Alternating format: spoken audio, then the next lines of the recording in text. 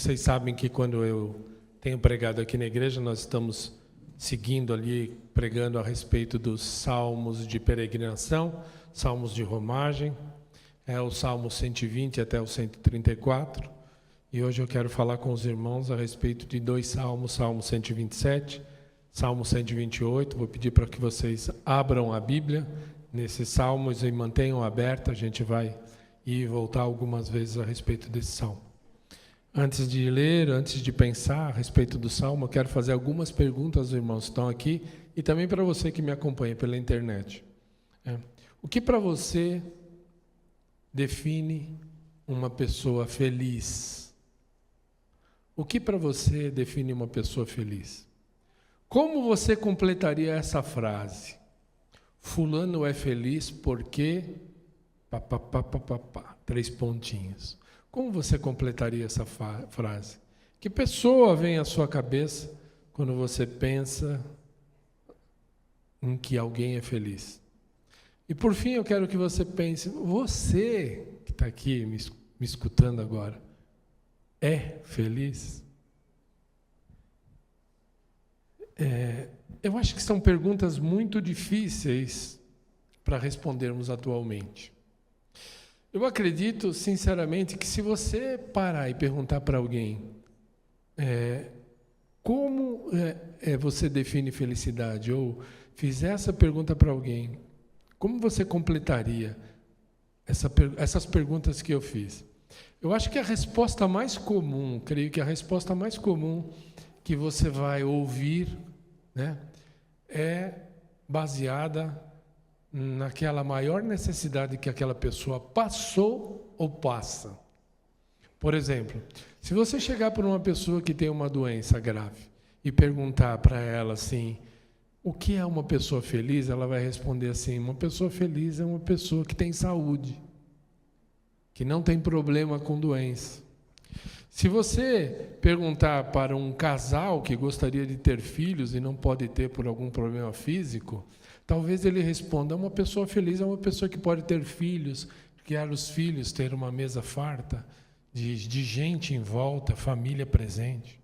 Se perguntar para uma pessoa que tem dificuldades financeiras ou passou uma extrema dificuldade financeira, talvez você escute que uma pessoa feliz é aquela que tem dinheiro suficiente para pagar suas contas, condições de viajar, comprar as coisas que precisa, que tem um carrão, uma casa bonita num bairro bom. Então, talvez você pergunte para um casal que viva ou viveu em pé de guerra, alguém que passou por um divórcio, talvez você escute, uma pessoa feliz é uma pessoa que tem harmonia na sua família e está feliz e harmonia no seu lar. E parece que as respostas a essas perguntas, elas são para nós condicionadas às nossas circunstâncias. As circunstâncias que nós passamos e que as pessoas passam. E que estão passando naquele momento ou que passaram na vida. Então a minha mensagem de hoje, eu espero levar você a refletir sobre o que caracteriza uma pessoa feliz de fato. Na mente do mundo, na nossa mente, vivendo nesse mundo atual, e também o que a palavra fala a respeito de felicidade. O que falta para você, para que você possa dizer, eu sou feliz nesse momento de vida que eu estou vivendo? É sobre isso que eu quero refletir. Eu fiz essa pergunta, tive essa experiência no grupo da família. Não eram muitas pessoas e nem todos responderam, mas eu tive 5 respostas. 5 respostas diferentes. Cada uma respondendo de uma forma como vê. E talvez a gente não tenha uma resposta definitiva, porque tudo que acontece no nosso mundo atual, no mundo de hoje, que a gente chama de pós-moderno, é que a verdade é a verdade de cada um.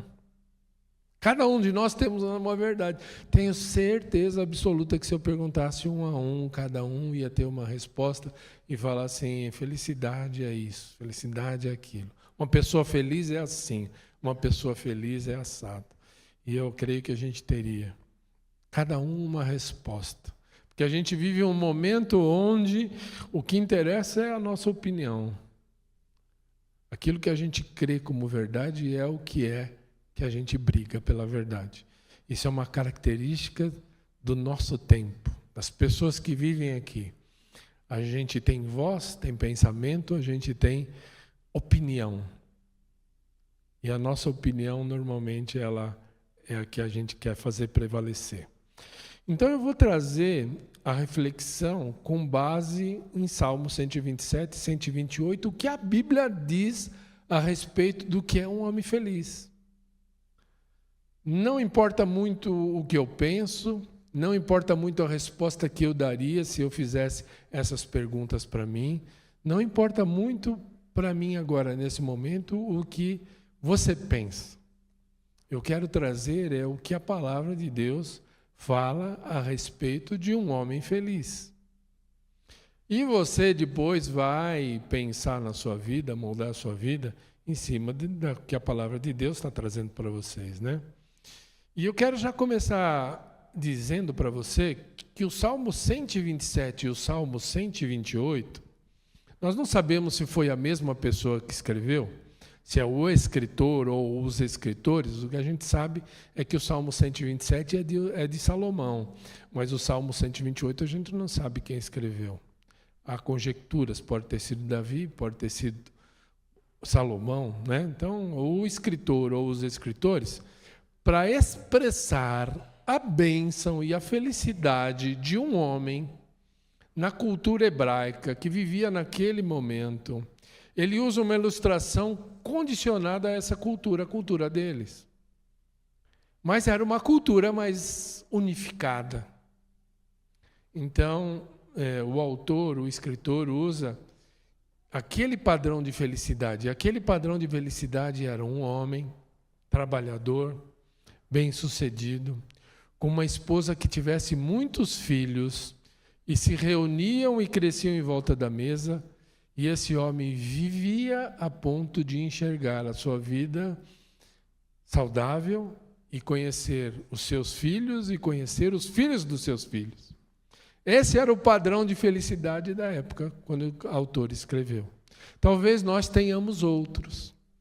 É um exemplo que ele usou, que me agrada e pode te agradar também. Pode parecer agradável aos seus olhos esse exemplo de um homem feliz, cercado de filhos, com mesa farta e que viva a ponto de enxergar os seus netos. Mas eu não preciso exatamente reproduzir esse padrão para ter a felicidade. Porque o padrão da nossa cultura talvez seja um pouco diferente. Então, o Salmo 127 e o Salmo 128, embora sejam dois salmos, e muitos enxergam neles aplicações distintas, para mim me parece que eles se complementam. Parece que eles têm uma continuidade em si, embora eles possam ter aplicações e duas mensagens separadas. Eu poderia pegar? Sim, eu poderia pregar duas mensagens, uma a respeito do Salmo 127, outra a respeito do Salmo 128, mas eu optei por juntá-los, porque encontro neles uma narrativa progressiva, que vai falar sobre os vários estágios de uma família. Então eu quero ler com os irmãos primeiro o Salmo 127, depois a gente vai ler em seguida o Salmo 128. Então diz assim, versículo 1 do Salmo 127. Se o Senhor não edificar a casa, em vão trabalham os que a edificam. Se o Senhor não guardar a cidade, em vão vigia a sentinela. Inútil vos será levantar de madrugada, repousar tarde, comer o pão que penosamente granjeastes. Aos seus amados, ele o dá enquanto dorme.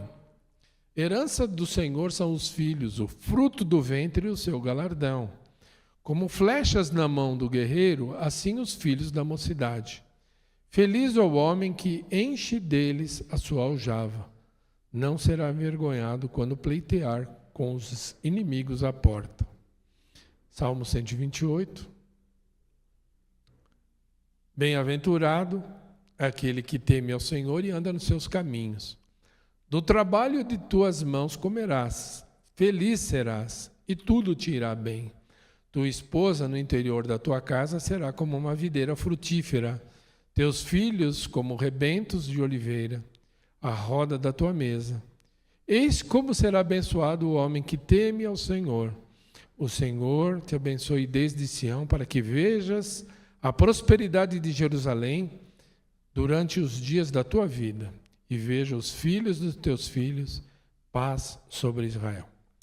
Então, como eu falei, eu juntei esses dois salmos em uma única mensagem, porque eu encontro neles uma narrativa progressiva que vai falar sobre os estágios de uma família, né?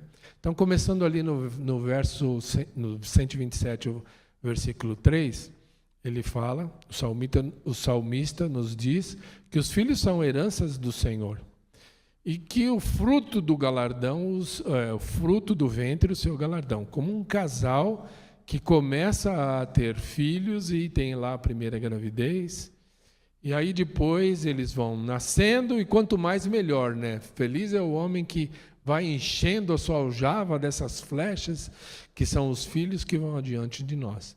Então, um segundo estágio da vida, onde a família vai crescendo. Depois, um terceiro estágio da vida, da família, no Salmo 128, 3, quando ele fala assim, um terceiro estágio, nós vemos o chefe de família trabalhando e a mesa, né, um homem maduro, e a esposa frutífera, e os filhos em volta da mesa crescendo. E por fim, no Salmo 128, versículo 6, quarto estágio da vida, esse homem abençoado em sua velhice, vendo os filhos dos filhos, isto é, os seus netos, e aí o quarto estágio da vida. Então eu vejo uma progressão desses dois salmos, um casamento começando, uma família tendo início, crescendo até o final do Salmo 127, e depois no Salmo 128 ela se consolidando, os filhos desse homem crescendo e os filhos desse homem tendo outros filhos. Mas do que tratam, para mim, no meu pensamento, esses dois salmos? Que aplicações nós poderíamos tirar? Muitas pertinentes. Mas eu vejo aqui um homem abençoado, uma família abençoada e até mesmo um povo abençoado. E aqui poderíamos até colocar para nós uma igreja abençoada. Então eu vejo que uma aplicação para a nossa vida desses dois salmos é um homem e uma mulher, uma pessoa abençoada que contagia ao próximo a ponto de formar um povo abençoado, uma família abençoada e um povo abençoado. Então, em primeiro lugar, o Salmo 127, 1 e 2, que fala assim: se o Senhor não edificar a casa, em vão trabalham os que a edificam, se o Senhor não guardar a cidade, em vão vigia a sentinela, inútil vos será levantar de madrugada, repousar à tarde, comer o pão que penosamente granjeastes, aos seus amados ele dá enquanto dorme. Então, quais são as características que a gente nota nesses salmos de um homem que é abençoado? A primeira coisa que eu vejo aí nesse Salmo 127 é que quem é abençoado é aquele que confia no Senhor, que descansa e crer no Senhor, que não procura fazer as coisas pelo seu próprio esforço. Aquele que confia no Senhor e não somente na sua própria competência, na sua própria força do seu braço, que não se vangloria daquilo que sabe, daquilo que pode fazer, daquilo que tem, mas que se vangloria nas capacidades e nas possibilidades que Deus age na vida dele. Então, esse é o salmo que fala a respeito de um homem que é abençoado por Deus, inclusive quando ele dorme. E por que ele dorme? Porque ele sabe que naquela cultura o homem era visto como um trabalhador, os filhos trabalhavam, a família inteira trabalhava. Então, quem não trabalhava, não produzia, era uma pessoa inútil. E assim se pensava na vida do mundo. Só que o salmista diz assim: não é por aí. Deus abençoa também o filho dele quando ele dorme, aquele que confia que o Senhor é quem edifica a casa, aquele que confia é que trabalha, não é o esforço dele, mas é o Senhor que trabalha, inclusive quando ele dorme, quando ele não está produzindo. Então, o Salmo 125, 127:5, vai falar: feliz é esse homem que é abençoado por Deus, que tem filhos sabendo que Deus está construindo a sua vida e a sua família. Então, o primeiro ponto que eu acredito é que o homem que é abençoado e o homem que é feliz é o homem que confia no Senhor. O Salmo 128 vai mostrar para mim uma segunda razão. Versículos 1 e 2. Bem-aventurado aquele que teme ao Senhor e anda nos seus caminhos. Do trabalho de tuas mãos comerás, será feliz e tudo te irá bem. Aqui o salmista está mostrando uma outra fonte de felicidade e de bênção. E ele usa bem-aventurado. Aquela palavra que eu li lá no Mateus 5 e falei que bem-aventurados a gente traduz na Bíblia como feliz, super feliz. Então, feliz é aquele que teme ao Senhor. Então, fala que o abençoado, aquele homem que teme ao Senhor, esse é abençoado. E o que é temer ao Senhor? Temer ao Senhor é conhecer a sua vontade e cumprir essa vontade. Conhecer os mandamentos de Deus e andar conforme os mandamentos de Deus. Aliás, fala mais que o homem que teme ao Senhor é abençoado e bem-aventurado. Feliz o homem que teme ao Senhor. E isso não parece funcionar muito bem na nossa cabeça, porque feliz e mandamento parece que não combina, né?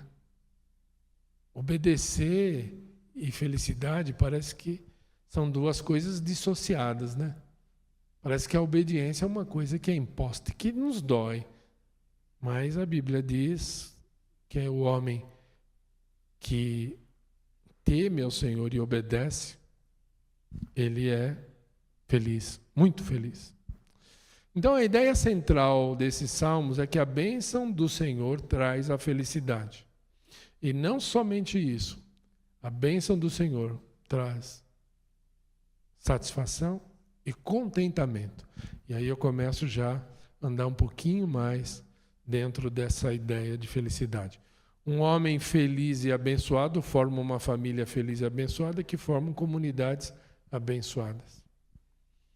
E, no entanto, quando eu olho a nossa volta, quando você olha a sua volta, a vida que a gente consegue realizar, concretizar na prática, parece que em nossa vida a felicidade ela só é desfrutada por alguns momentos específicos na nossa vida. Parece que não é um estilo de vida como era do salmista. Para nós, para você hoje e as pessoas que estão à sua volta, parece que nós sentimos que nós temos tempos de felicidade e tempos que nem tanto.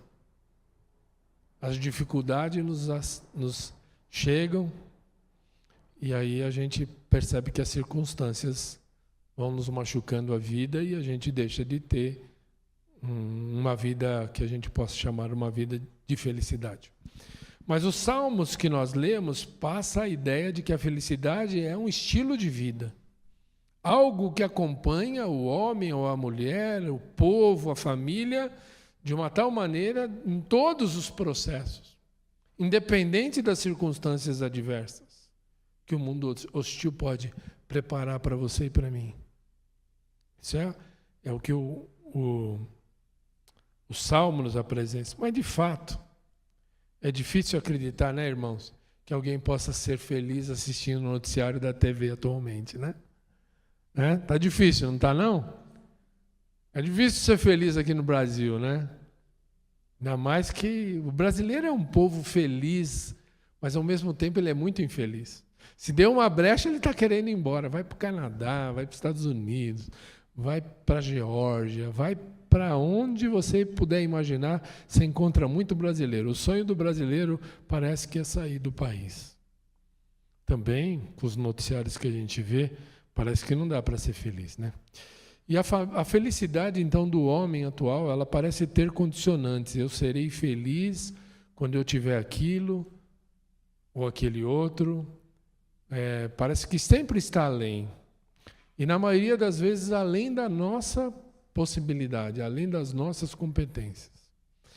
O que a vida atual nos diz e nós acreditamos é que se tivéssemos o salário certo, o emprego certo, a casa certa, a igreja certa, o cônjuge certo, nós seríamos felizes e contentes. O fato é que sempre haverá algo a atingir. Um bem que ainda não alcançamos, uma conquista que nos falta, e o contentamento está sempre além da próxima curva. Parece que a gente não vive esse contentamento. O mundo diz que para eu e você obtermos o contentamento, a gente só vai conseguir quando a gente conseguir o que a gente deseja.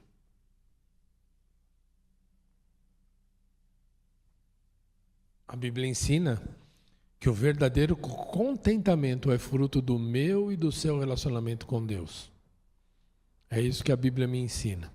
O mundo diz que para estar contente você precisa sair da situação ruim. A Bíblia diz que nós devemos encontrar contentamento, até mesmo em meio a circunstâncias difíceis. Porque a figura do homem do Salmo 127, 128,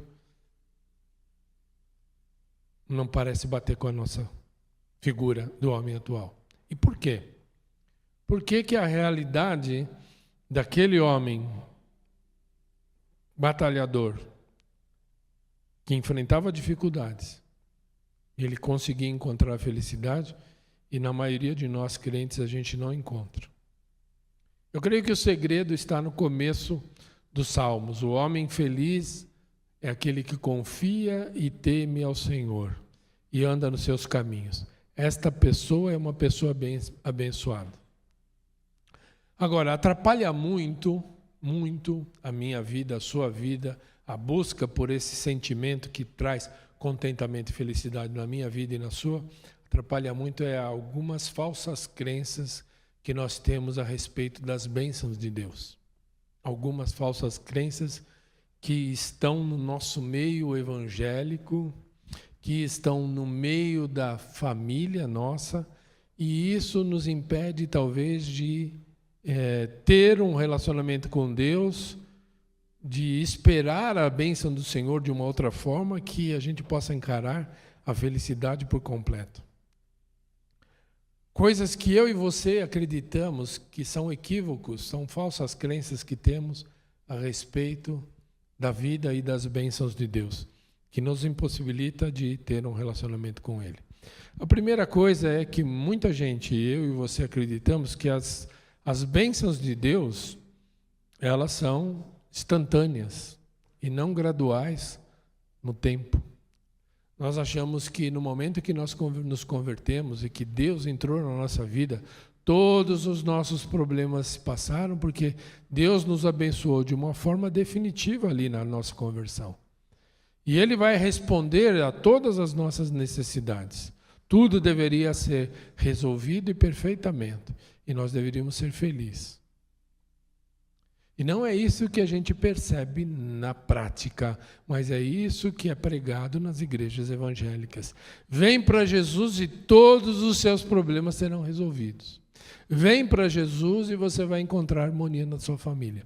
Vem para cá, dá a oferta e você vai então receber o seu benefício financeiro. Mas há um tempo que Deus trabalha na nossa vida, há um progresso na nossa vida cristã. O Salmo 127 nos mostra que o homem é abençoado progressivamente, ele é feliz em todas a sua trajetória de vida, inclusive em meio às dificuldades. Tem um versículo que eu gosto muito, até vou pedir para aqueles que tiverem condições de abrir, porque é um texto que eu levo para a minha vida há muitos anos, e eu gosto muito desse texto. E ele vai falar sobre isso. Vai falar que pouquíssimas coisas na nossa vida são instantâneas, mas que Deus trabalha na nossa vida. É o Provérbios 4,18. Provérbios 4,18. Que diz assim: porque a vereda dos justos é como a luz da aurora, que vai brilhando mais e mais até ser dia perfeito. A vereda do justo, daquele que foi justificado por Jesus, é como aquele sol que nasce às 6 horas da manhã, às 5 horas da manhã, ali fraquinho, que não faz mal a ninguém, é ali ainda, às vezes, uma sombra, e aí ele vai crescendo e vai aumentando e chega no meio-dia, aí no meio-dia ele, então, é um sol brilhante. E a palavra de Deus está dizendo que o caminho dos justos é como a luz da aurora, que vai brilhando mais e mais e até ser dia perfeito. É esse trabalho que Deus está fazendo na minha vida, Deus está fazendo na sua vida, é um trabalho progressivo. Então, as bênçãos do Senhor, elas não começaram todas ali, começaram ali no momento em que você entregou a sua vida para Jesus, mas elas não terminaram ali. Elas vão caminhar, e por isso que a segunda coisa errada que a gente crê na vida, a falsa crença que a gente tem a respeito das bênçãos de Deus na nossa vida, é que as bênçãos de Deus são definitivas, que elas foram dadas de uma vez por todas. Mas não, as bênçãos do Senhor, elas precisam ser cultivadas na nossa vida. Ela precisa ser realimentada, porque senão você perde. Veja bem, a salvação é pela graça? Sim, a salvação é pela graça. A relação com Deus? Sim, eu vou ser salvo. A eternidade é pela graça? Sim. Eu recebi o Espírito Santo pela graça? Sim. Mas na palavra de Deus, muitas coisas existem para nós e nos exortam na palavra de Deus, que dão a ideia de constância e continuidade. Andai no Espírito, Gálatas 5,16. Não entristeçais o Espírito Santo de Deus, Efésios 4,30. Não apagueis o Espírito, 1 Tessalonicenses 5,19. Enchei-vos do Espírito Santo, Efésios 5,18. Uma continuidade. Não existe status espiritual definitivo. Não é um encontro que você teve no monte, onde você viu e aquilo vai dirigir toda a sua vida. Não, a relação com Deus é uma relação de constância, uma relação de continuidade, uma relação que deve ser cultivada, que você tem responsabilidade de cultivar. Não existe vida cristã em plenitude sem a contrapartida de investimento diligente. Por isso que o Salmo 128 diz assim: feliz é o homem que teme ao Senhor e anda nos seus caminhos. Andar nos caminhos do Senhor é uma característica de quem teme ao Senhor. Então, para concluir, irmãos, eu quero dizer aos irmãos o que eu tiro da minha própria vida no Salmo 127, 128, é que o caminho para esse lugar chamado felicidade, ele passa primeiramente por um outro local, que se chama contentamento.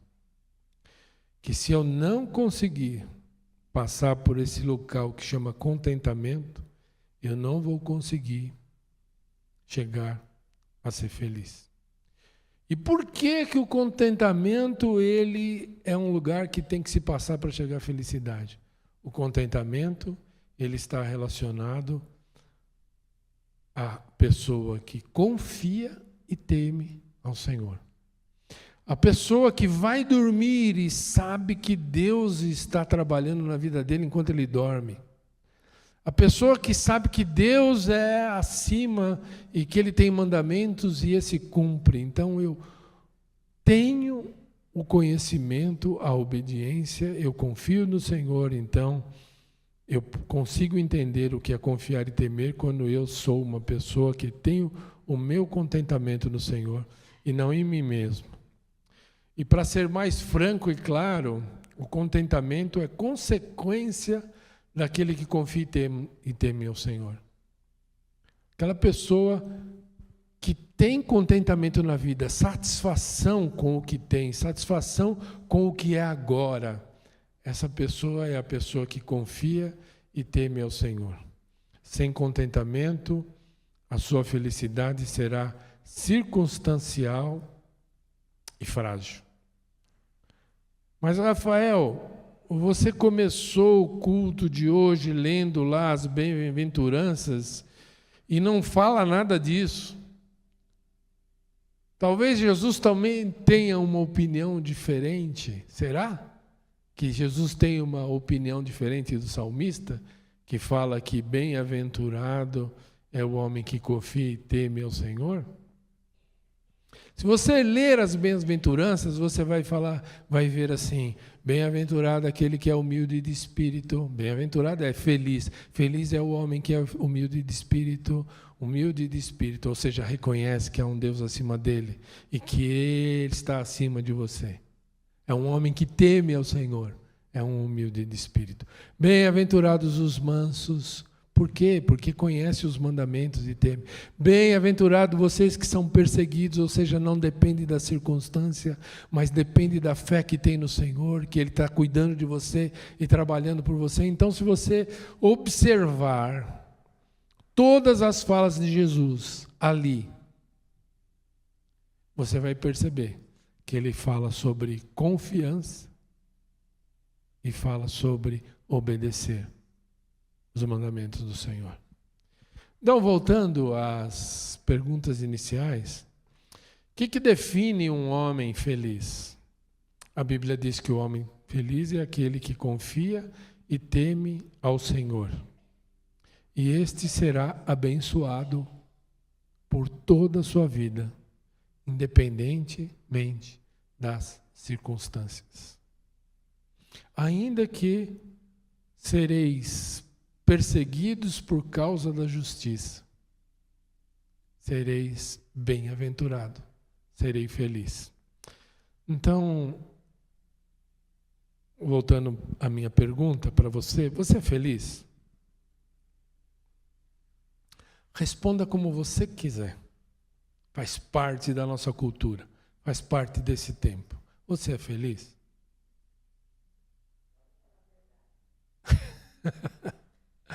Pergunta retórica. Mas se a irmã quiser falar, eu deixo.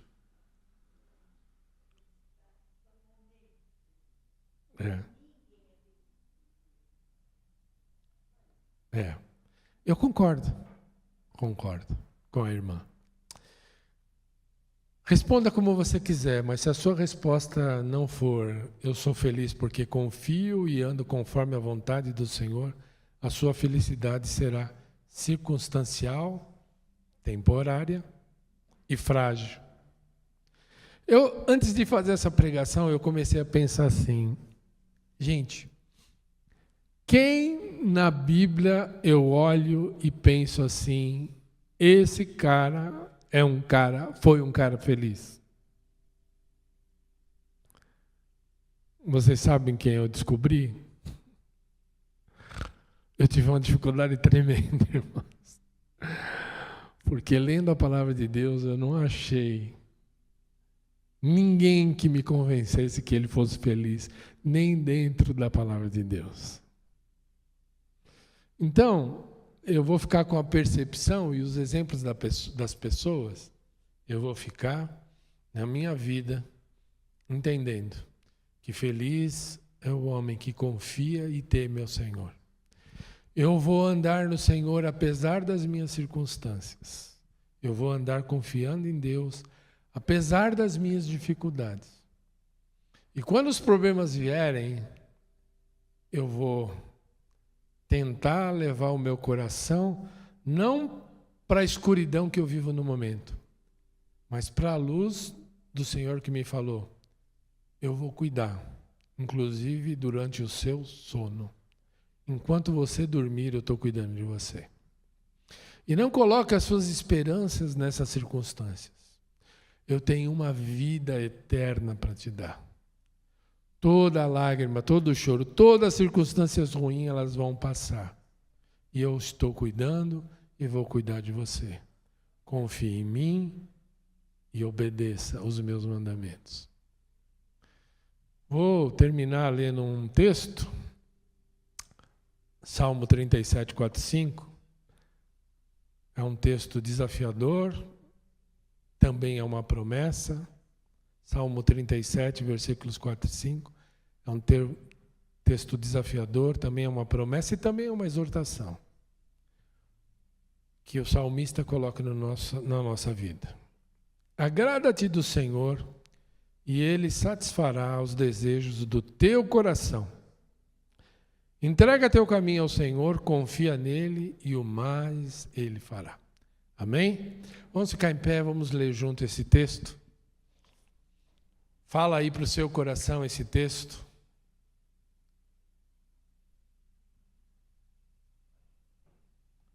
Entrega. Vamos ler? Está em outra tradução? Consegue colocar aí na área?